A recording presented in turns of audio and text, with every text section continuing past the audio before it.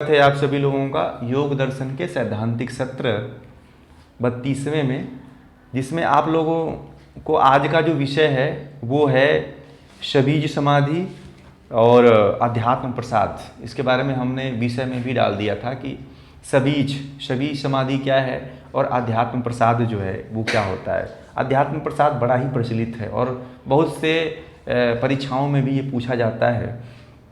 और जो अध्यात्म के प्रति जो जागरूक लोग हैं, जो रुचि वाले लोग हैं, वो अध्यात्म प्रसाद को पाने की और जानने की बड़ा इच्छा रखते हैं। इसीलिए मैंने और टॉपिक नहीं लिया, ये दो ही टॉपिक लिया मैंने कि इसको अच्छी तरह से जानना है। तो विषय बहुत छोटा, मगर इसके अंदर जो छुपा हुआ रहस्य है उसको जानना जरूरी है। तो पीछे आपने जो पढ़ा सवितर्क, निर्वितर्क, सविचार और निर्विचार, ये 4 समापत्तियाँ पढ़ा आपने। ये संप्रज्ञात समाधि के ही ये भाग हैं। ये चारों जो समापत्तियाँ आपने पीछे पढ़ लिया है। अब जो है उसके बारे में जो 46वां सूत्र है उसमें महर्षि पतंजलि ये कह रहे हैं कि ता एव सबीज समाधि, ता एव सबीज समाधि। ता मतलब होता है वे, एव मतलब ही, मतलब जो पीछे आप पढ़ चुके हैं, मतलब उसमें चारों समापत्तियाँ हो गई, सवितर्क, निर्वितर्क, सविचार और निर्विचार, यानी कि वे चारों समापत्तियाँ सबीज मतलब बीज सहित, यानी कि आलंबन सहित हैं। सबीज मतलब आलंबन सहित, उसमें आलंबन है, किसी न किसी पदार्थ का आलंबन लिया जा रहा है, इसलिए उसे सबीज समाधि कहते हैं। और समाधि का मतलब समाधि है। तो इसका अर्थ ये हो जाता है कि वे चारों समापत्तियां ही आलंबन सहित सबीज समाधि है। इसका अर्थ ये होगा कि वे चारों समापत्तियां ही आलंबन सहित क्या है, आलंबन सहित सबीज समाधि है। ये है इसका अर्थ, मात्र इतना ही है बस इसमें। अब इसमें जो महर्षि वेद व्यास ने जो है जो व्याख्या किया है उसमें उन्होंने भी केवल यही बात कही है कि जो सवितर्क है, जो सवितर्क है और निर्वितर्क है, वो स्थूल विषय को लेकर के की जाती है। स्थूल विषय को लेकर के इस समाधि में हम पहुंचते हैं। स्थूल विषय में क्या क्या था, जैसे कि स्थूल विषय पंचभौतिक, पंच महाभूत थे, गौ था, या जो भी हमने पीछे ले चुके हैं इसको। फिर जो है सविचार और निर्विचार में सूक्ष्म विषय को हमने लिया था, जिसमें सूक्ष्म तन्मात्राएँ थीं, इंद्रियां था, और इसमें जीवात्मा भी आ जाता है, जो इसमें जो है इस सूक्ष्म विषय में जो आता है। तो सविचार और निर्विचार ये दोनों का आपने भेद समझ लिया कि एक स्थूल से होता है और एक सूक्ष्म से होता है। अब इसमें होता क्या है कि ये आलंबन दोनों में रहता है।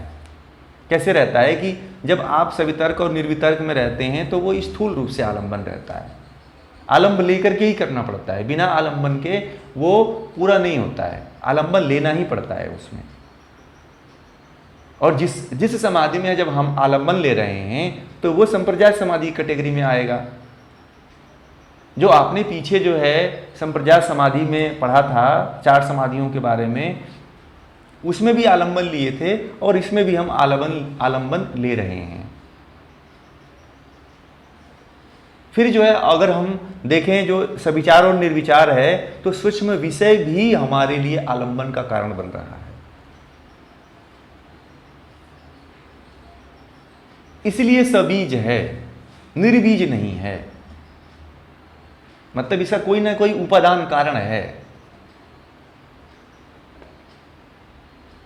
कार्य कारण का जो सिद्धांत है वो इसमें लागू हो रहा है। निर्विचार में सूक्ष्म रूप से रहता है, संस्कार रहता है, इंद्रियों की जो तन्मात्राएं हैं उनके विषय विद्यमान रहते हैं, ठोस स्थूल रूप से नहीं रहते हैं, सूक्ष्म रूप से बने रहते हैं। जब ये बने रहते हैं तो इसी अवस्था में जो क्या होता है कि जीवात्मा का जो है सूक्ष्म विषय और जो स्थूल विषय हैं और जो सूक्ष्म विषय का जो शुरुआत है, इसके बीच की जो अवस्था है, यहीं पे जीवात्मा का साक्षात्कार होता है, आत्मा का साक्षात्कार होता है। और वो इस अवस्था में, ये अवस्था जो होती है वो संप्रज्ञात समाधि की होती है। आलंबन सहित होता है, आलंबन रहित इसमें नहीं हो पाता है, क्योंकि इसमें संस्कार बने रहते हैं और ये संस्कार अभी इतना जल्दी जाते नहीं हैं। कल एक लोग पूछ रहे थे कि महात्मा बुद्ध जो है निर्वाण की प्राप्ति, निर्वाण के मोक्ष के बारे में क्यों नहीं बात करते हैं। तो बहुत से ऐसे योगी होते हैं, बहुत से ऐसे साधक होते हैं, बहुत से ऐसे सन्यासी हुए हैं जो संप्रज्ञात समाधि तक ही पहुँचे हैं, जो केवल उसी का वर्णन कर ही पाए, बाकी इसके ऊपर नहीं पहुँच पाए, इसलिए उसके बारे में वर्णन नहीं कर पाए। बाकी जो आत्मा का जब साक्षात्कार हो जाता है तो विवेक की प्राप्ति हो जाती है फिर, और विवेक इतना तेज हो जाता है, इतना तीव्र हो जाता है कि हम जैसे मानव के बीच में वो व्यक्ति महान दिखने लगता है। वो होता कुछ नहीं है, वो ईश्वर तक नहीं पहुंचा होता है, हम उसको भगवान बना देते हैं। हम हमसे अगर थोड़ी सी भी किसी की बुद्धि तीव्र हो गई, हमें थोड़ा सा हमसे ज़्यादा ज्ञानी हो गया, तो उसको हम भगवान मान लेते हैं और उसको हम पूजने लगते हैं। पहुंचता यहीं तक है, केवल आत्मा तक ही साक्षात्कार किया हुआ है। और अब तक जो है जितना भी अन्याय हो रहा है अज्ञानता के कारण, कि जितने भी योगी होते हैं अभी वो पहुँचे ही नहीं होते हैं, तब तक उनके पास भीड़ इकट्ठा होने लगती है। इस चीज़ से जो महर्षि रमण थे बहुत भगते थे। महर्षि रमण जो है कभी लोगों के संपर्क में नहीं आते थे। महर्षि रमण के बारे में कहा जाता है कि महर्षि रमण जो थे, ये जब आत्मा का साक्षात्कार किए तभी पीछे उनके लोग पढ़ना शुरू हो गए थे, मगर वो इससे बहुत दूर भागते थे। और होते हैं जितने ही आध्यात्म के प्रति बढ़ने लगते हैं, जितने भी ज्ञान के प्रति, आत्मा के प्रति विवेक का जब वो साक्षात्कार कर लेते हैं, तो वो संसार में ऐसे दिखते हैं कि लोग उनसे घृणा कर रहे हैं, उनके पास भीड़ इकट्ठा ना हो। संत लल्लेश्वरी थी, संत लल्लेश्वरी ऐसी संत हुई है, थोड़ा सा उनके बारे में हर व्यक्ति को जानना चाहिए। तो संत लल्लेश्वरी जो है ऐसे संत हुई है संत परंपरा की कि उन्होंने वस्त्र को भी त्याग दिया था, नंगे रहती थी वो। जन समुदाय उसे घृणा करे, उसके पास न आए कि उसको ईश्वर को प्राप्त करने में बांधा हो। बाकी जितनी सिद्धियां होती हैं, आजकल के जो बहुत से ऐसे जो दिखावे वाले संत होते हैं, बहुत से ऐसे जो ऐसे संत होते हैं, वो अपने आप को दिखावे में, अपने आप को ऐशनाओं में पूरा बांध करके रखते हैं, मगर ऐसे ऐसे अद्भुत संत हुए हैं। संत भारत में शायद पहली ऐसी संत हुई है संत लल्लेश्वरी, जो ऐसे नंगे, पूरे शरीर नंगे घूमती थी, मगर ऐसे ज्ञान की बातें करती थी कि बड़े बड़े ज्ञानी उसके सामने नहीं टिक पाते थे। ऐसे ही महावीर के साथ हुआ। महावीर को भी जब आत्म का साक्षात्कार हुआ तो उनको भी लोगों ने पत्थर मारना शुरू कर दिया, उनके भी वस्त्र निकल गए थे शरीर से, नंगी घूमते थे लोग, पत्थर से मारते थे उनको, लोहे के भाले से खोदते थे लोग, लोहे गर्म कर करके उनको दागते थे। बहुत उनके साथ यातनाएं हुई। वो इसलिए शायद हुई कि वो जो है इस चीज़ को प्रकट नहीं करना चाहते थे जन सामान्य के अंदर। वही कोई अगर वो चमत्कार कर देते तो लोग, दुनिया उनको पूजने लगती। यही महात्मा बुद्ध के साथ हुआ।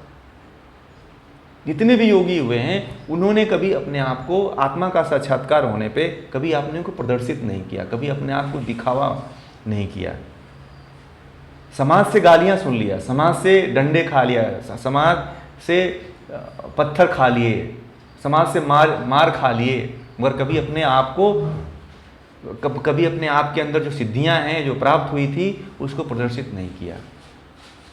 तो यहाँ पे जो बात हो रही है, जो सवितर्क समापत्ति और निर्वितर्क समापत्ति है, उसके बीच की, उसके बाद और शुरुआत के पहले आत्मा का साक्षात्कार होता है। इसी के बीच में आत्मा का साक्षात्कार होता है। और विवेक के द्वारा जो है योगी जो होता है, जो व्यक्ति जो होता है, वो आत्मा को जान जाता है कि हमारी आत्मा क्या है। आत्मा को जानने के बाद भी आत्मा के द्वारा, जो प्रकृति के द्वारा जो संस्कार किए हुए रहते हैं, जो संस्कार बने रहते हैं, वो संस्कार को ये पूरी तरह से संस्कार से हट नहीं पाता है, अभी पूरी तरह से आवरण नहीं हटता है। वो जान जाता है कि प्रकृति का ये सारा खेल चल रहा था, बस इसको इतना पता चल जाता है, मगर जो विषयों के द्वारा जो खेल हुआ है उसके संस्कार को अभी वो पूरी तरह से नष्ट नहीं होते हैं। वो तब होते हैं जब वो निर्विचार समापत्ति का भी अति कर जाता है, यानी कि असंप्रज्ञात समाधि में जब तक नहीं पहुंचता है तब तक ये स्थिति बनी रहती है। यानी कि आत्मा का साक्षात्कार कर लेने के बाद भी व्यक्ति पूर्ण नहीं होता है। अगर इस तरह का कोई आपको संत मिलता है, इस तरह का कोई योगी मिलता है, इस तरह का कोई ज्ञानी मिलता है, तो उसके पीछे अपने आप को समर्पित मत कर दीजिए।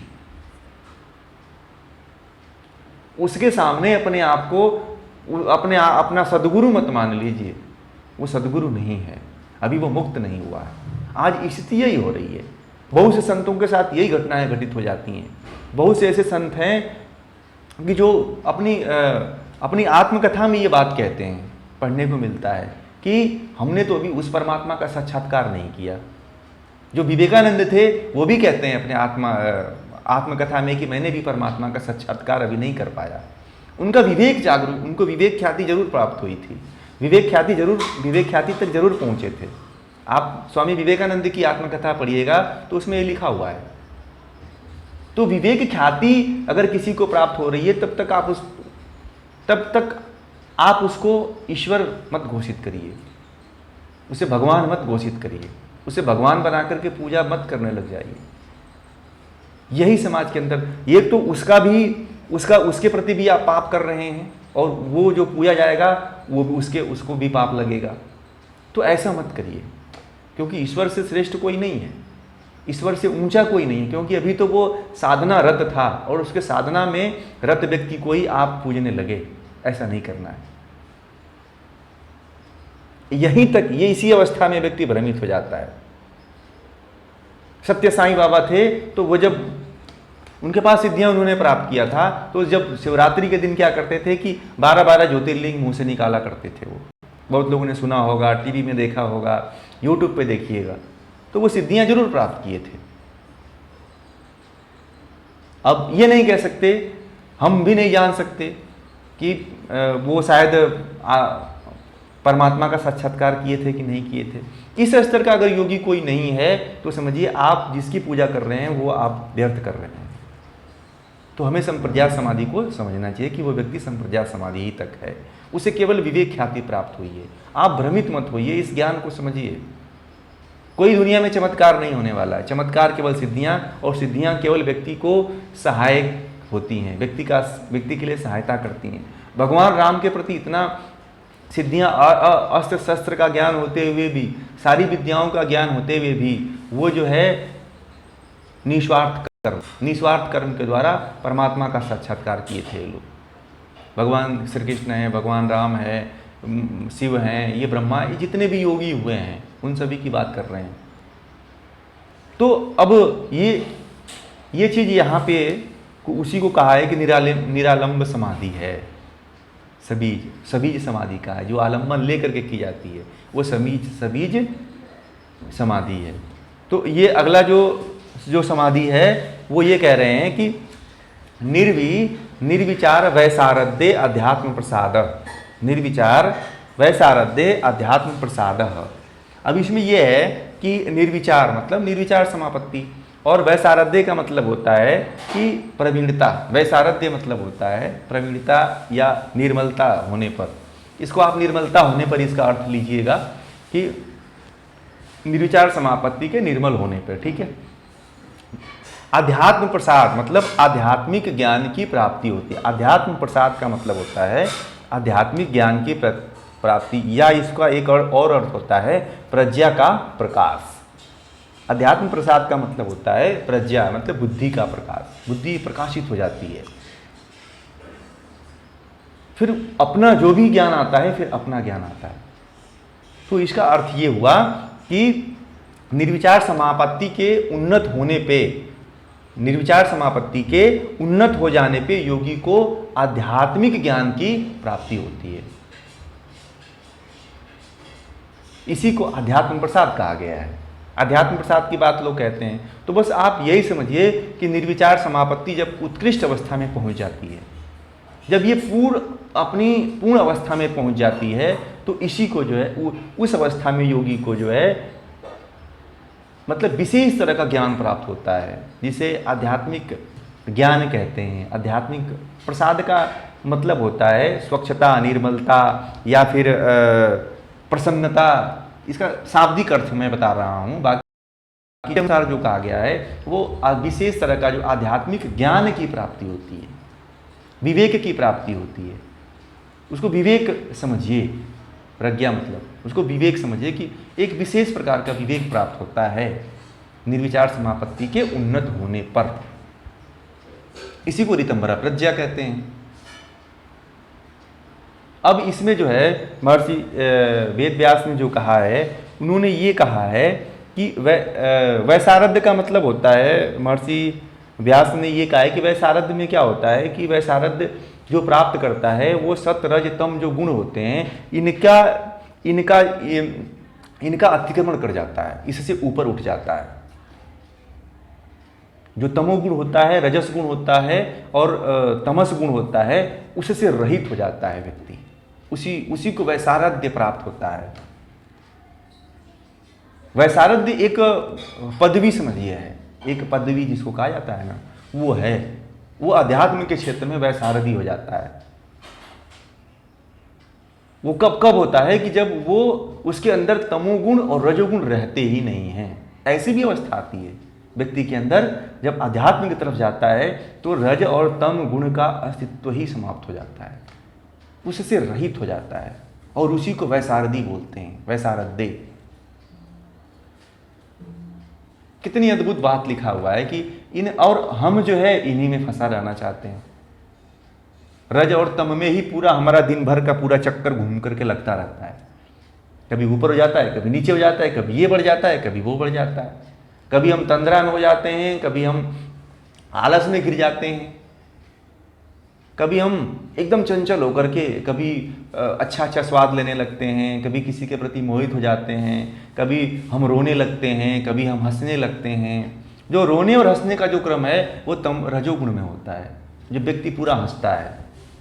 तो कहते हैं ना लोग, एक दिन मैं बताया था आप लोगों को कि जो ये कहते हैं कि खूब हंस लो, खूब नाच लो, खूब गा लो, तो आपके अंदर की जो वृत्तियां हैं वो निकल जाएंगी। जो आपके अंदर जो छिपा हुआ दम्भ है, जो क्लेश है, जो वासनाएं हैं, वो निकल जाएंगी। वो निकलती नहीं है, क्योंकि आप तो ये दो में फंसे हुए हो।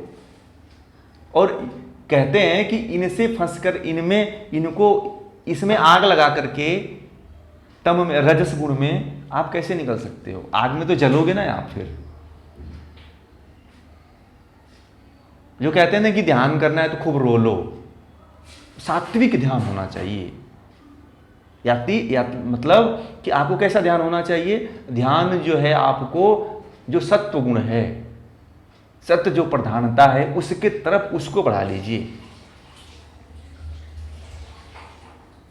और सत्व गुण में पूरी तरह से अपने आप को डुबो करके नाचिए। जैसे रामकृष्ण परमहंस नाचते थे, जिस तरह रामकृष्ण परमहंस रोते थे, जिस तरह से रामकृष्ण परमहंस गाते थे। और जब एक भक्त होता है जो भक्ति करता है, तो वो जब भक्ति की पूर्ण अवस्था में पहुंच जाता है, जैसे मीरा थी, भक्ति की जब सत्व गुण अवस्था में पहुंची हुई थी, तो उसे कुछ भाता ही नहीं है, दुनिया सब बेकार लगती है उसके आगे, क्योंकि उन्होंने वो जो है सत्य और रजो और तमो गुण का अतिक्रमण करके सत्व गुण में प्रवेश कर जाते हैं। इसी कारण वो नाचने लगते हैं, वो भक्ति में डूब जाते हैं। श्रील प्रभुपाद जी को देख लीजिए, जितने भी भक्ति संप्रदाय, भक्ति काल के जितने भी कवि हुए हैं, सूरदास हुए हैं, तुलसीदास हुए हैं, या फिर कबीरदास जी हुए हैं, ये लोग मतलब सत्व गुण में एकदम लीन थे। और इस अवस्था में जब व्यक्ति जब इन दोनों को अतिक्रमण कर जाता है, तो उसके अंदर भक्ति अपने आप जाग जाती है, फिर वो नाचने लगता है। फिर वो जो नाच होता है, जब वो फिर गान होता है, तो फिर व्यक्ति, अगर उसमें क्या होता है कि व्यक्ति नाच करके भी, गा करके भी, रो करके भी उसमें फंसता नहीं है। और जो व्यक्ति अभी उसको ज्ञान ही नहीं प्राप्त हुआ है, और जो व्यक्ति जो है अभी सत्व गुण का रस ही नहीं लिया है, उसको नचा करके देख लो आप, हमेशा वो रत रहेगा, भोग में ही रत रहेगा। उस भोग से कभी निकल नहीं पाएगा। आज यही आश्रमों में हो रहा है कि जो संसार से आया हुआ है और उसको उसी संसार में लिप्त करने के लिए गुण सिखाए जाते हैं ध्यान के रूप में, कि वो कभी निकल ना पाए। कि पहले उसको निकालो तो ज्ञान के द्वारा। ये नाचने और गाने की बात तब कही जाती है जब व्यक्ति जो है सत्वगुण प्रधान हो जाता है, सत्वगुण में पहुंच जाता है, तब वो व्यक्ति भक्ति में लीन होकर नाचने लगता है। जैसे अभी जो पीछे मैंने बात कहा, संत ललेश्वरी की बात कहा, फिर कबीरदास जी जैसे थे वो भी ऐसे ही भक्ति में लीन होकर के गाया करते थे, क्योंकि सत्वगुण प्रधान हो चुके थे। वो जो तमोगुण और रजोगुण है उनका पूरी तरह से नष्ट हो गया था, तभी वो वैसारदी हो जाता है। कभी कभी भक्तों को भी वैसारदी नाम से पुकारा जाता है। जो गाने वाले होते हैं, जो भगवान की भक्ति गाने वाले होते हैं, उनको भी वैसारदी एक उपाधि दी जाती है संगीत में। संगीत में एक वैसारदी जो है एक उपाधि है, और वो संगीत को तभी व्यक्ति पाता है, उस चीज़ को तभी प्राप्त करता है। संगीत भी एक साधना है, और वो व्यक्ति तभी प्राप्त करता है जब उसके अंदर सत्व गुण प्रधान हो जाता है, यानी कि रज और तम उसका नष्ट हो जाता है। ये चीज़ महर्षि जो है पतंजलि कह रहे हैं। और जब ये अवस्था जब प्राप्त कर लेता है, जब सत रजतम जो गुण हैं उनसे रज और तमो गुण से जब अतिक्रमण कर लेता है, तब उसे प्रज्ञा की प्राप्त होती है। दिव्य जो है प्रज्ञा का प्रकाश उसके अंदर जागृत हो जाता है, और उसी प्रज्ञा के प्रकाश को आध्यात्म प्रसाद कहा गया है। तब उसे जो है आध्यात्मिक ज्ञान की प्राप्त होती है, एक आध्यात्मिक। और जानते हैं फिर क्या कह रहे हैं कि जब उसे ऐसा प्राप्त हो जाता है ना, तो जैसे कोई व्यक्ति पहाड़ की ऊंची चोटी पे चढ़ जाता है और नीचे के व्यक्तियों को देखता है तो कहता है कि ये तो बड़ा निकृष्ट लोग हैं, छोटे। फिर नीचे के व्यक्तियों को छोटा समझने लगता है जो चोटी पे पहुंच जाता है। पहाड़ की सबसे ऊंची चोटी पे से आप नीचे देखिए तो लोग कीड़े मकोड़े की तरह दिखते हैं। ऐसा अनुभूत करने लगता है जब ये प्रकाश हो जाता है। तो जो व्यक्ति नहीं पहुंचता है वहां तक, जब अध्यात्म का प्रकाश नहीं होता है, तो फिर वो सबको समान ही मानता है, सब एक ही तराजू से सबको तौलता है, क्योंकि उसके अंदर ज्ञान का प्रकाश तो हुआ ही नहीं।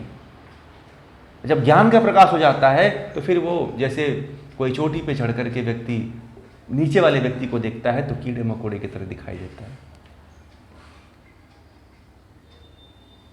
ये है मतलब अध्यात्म प्रसाद की प्रज्ञा को प्राप्त करने का। उसके अंदर से जो क्लेश सारे खत्म हो जाते हैं, उसके अंदर से जो संस्कार होते हैं वो सब सारे संस्कार दग्धबीज हो जाते हैं, नष्ट हो जाते हैं, और उसे विशेष विवेक ख्याति की प्राप्ति होती है, विशेष प्रज्ञा का प्रकाश उसके अंदर उत्पन्न हो जाता है। जैसे आपने एक सुना होगा कि कबीरदास जी होते हैं, संतों को भी कहते हुए सुना होगा, भजनों में कहते हुए सुना होगा, गीतों में कहते हुए सुना होगा कि वो अवस्था जो है कबीरदास जी को प्राप्त हुई थी। तो उनका एक आता है कि एक गाते हैं कि हम ना मरिहो संसारा। बड़ा ही अद्भुत वाक्य है, 2 ही 3 वाक्य, वो पूरा भजन और पूरा साकी शबद रमैनी से वो शायद लिया गया है। और उसके अनुसार वो बोलते हैं कि मैं नहीं मरूंगा, ये पूरा संसार मरेगा, क्योंकि वो खड़े होकर के उस पहाड़ की चोटी से देख रहे हैं। क्यों? क्योंकि उनको जो है ये आध्यात्म प्रसाद का जो ज्ञान है, जो विवेक, जो प्रकाश है, जो प्रज्ञा प्रकाश है, वो प्राप्त हो चुका है। इसलिए जो संस्कार के लोग हैं ना, वो कीड़े मकोड़े की तरह दिखते हैं। फिर कहते हैं ये पूरे संसार में फंस कर के क्यों मर रहे हैं। फिर उनको निकालने का भी प्रयास करते हैं वो जो संत होते हैं। फिर उनको ज्ञान देने की बात करते हैं कि चलो इनको ज्ञान दें, नहीं निकले हुए। दया भाव उत्पन्न हो जाता है, जो व्यक्ति यहाँ तक पहुँच जाता है। कबीरदास जी ने ऐसे नहीं कह दिया कि हम न मरिहो संसारा, मैं नहीं मरूंगा, ये संसार के लोग मरेंगे, ये संसारी लोग मरेंगे, जो संसार को ही सब कुछ मान बैठे हैं, इनकी मृत्यु होगी। मैं तो उस जो प्रकाश का साक्षात्कार कर लिया, मैं उस प्रज्ञा का ज्ञान प्राप्त कर लिया। इस संसार के लोग जिसको अपना मान बैठे हैं, ये संसार के लोग जो कहते हैं कि ये सब कुछ मेरा है, ये सब कुछ मेरा परिवार, मेरा घर, ये मेरी शरीर है, ये शरीर भी इसकी नहीं है, ये भी छोड़ जाती है। और इसका अंत नहीं है, आप डूबते चले जाओगे उतना ही ये बढ़ता चला जाएगा। ये ऐसे रुकने वाला नहीं है जब तक कि आप उसको रोकोगे नहीं। आप जितना डूबोगे उतना डूबने की कमी महसूस होती चली जाएगी कि अभी मैं और डूबूं, अभी और डूबूं और डूबूं। मगर जो इस विवेक ख्याति, इस विवेक को प्राप्त कर लेता है, जो प्रज्ञा प्रकाश को प्राप्त कर लेता है, अध्यात्म प्रसाद को जो प्राप्त कर लेता है, उसके आगे सब ये दिखता है कि ये क्या, कौन सा कुकर्म कर रहा है व्यक्ति, ये किस कचरे में जा रहा है, किस नाली में डुबकी लगाने के लिए दौड़ लगा रहा है, ये बार बार संसार की थपेड़ों में क्यों थपेड़ा खाने के लिए जा रहा है, क्यों इस भोग में लिप्त होना चाहता है संसार के सांसारिकता में। आप कभी नहीं, किसी भी व्यक्ति से किसी व्यक्ति का सुख नहीं प्राप्त होता है। सुख जो है हमेशा जो है, जो इस सुख की कल्पना इंसान जो है करके पूरे जीवन को नष्ट कर देता है, वो सुख केवल अपने भीतर ही अनुभव होता है। हमें ये महसूस होता है कि ये सुख उससे मिलता है, ये बहुत बड़ी भूल होती है। वो सुख अपने अंदर अनुभव होता है, बाकी वो केवल एक लेस मात्र सहारा होता है। और हम ये सोचते हैं कि वो सुख हमसे उससे मिल रहा है, उससे नहीं मिलता है, सुख अपने भीतर मिलता है। एक विषय का रूप बन जाता है, वो केवल माध्यम बन जाता है। मगर जो आनंद होता है, जो अनुभूति होता है, वो केवल भीतर होता है, अपने भीतर होता है। दुख भी अपने भीतर होता है, सुख भी अपने भीतर होता है। और हम जो है इसको दूसरे से लेने के लिए दौड़ लगाने लगते हैं, और इतना दौड़ लगा देते हैं कि हम जो है बार बार इसमें फंसते चले जाते हैं। उठना तो बड़ा मुश्किल हो जाता है जब तक कि ज्ञान का सानिध्य नहीं मिले, जब तक कि किसी गुरु का सानिध्य नहीं मिले, जब तक कि किसी विद्वान पुरुष का सानिध्य न मिले, जब तक कि महात्माओं की संगति न मिले, तब तक वो फंसता चला जाता है, वो निकल ही नहीं पाता है। उसको लगता है कि बस यही जीवन है और इसी तरह जीवन जीना चाहिए, क्योंकि उसके चारों तरफ का वातावरण वैसा बन जाता है, जो उस तरह उसके जो चारों तरफ के जो लोग हैं वो वैसा ही जीवन जीते हैं कि मैं जो जीवन जी रहा हूं, जो चारों तरफ के लोग जीवन जी रहे हैं, मैं इसमें पीछे हूं, तो मैं भी क्यों ना उनके तरह से पुनः से घर बसा करके जीवन जीने की कल्पना करूं। वो उससे ऊपर उठने का प्रयास नहीं करता है। यही बात जो है महर्षि व्यास ने भी इसमें अपनी व्याख्या में कहा है, जो मैं आपको बात बता रहा हूं। इससे ऊपर उठिए, इससे ऊपर भी कुछ है, इससे परम आनंद भी है जिसको हम भूल चुके हैं। कई जन्म, हजारों जन्म हो गए हमारे इस रस को चखे हुए, या हो सकता है कि चखे ही नहीं रहते।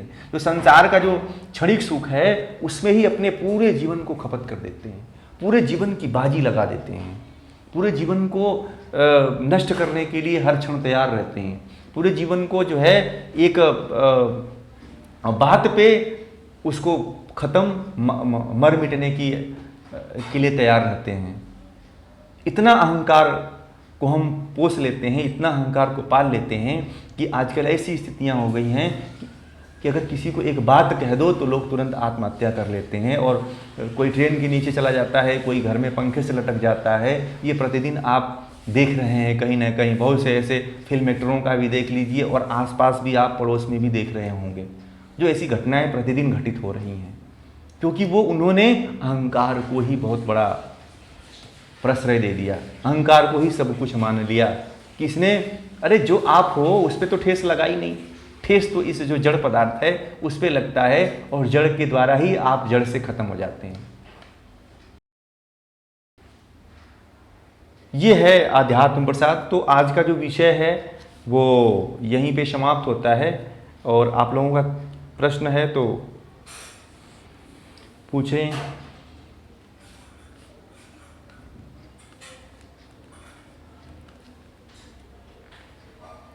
हाँ, एक विषय और आप लोगों से कहना था कि जो क्लास है, जो 4 बजे से क्लास हो रही है, इसको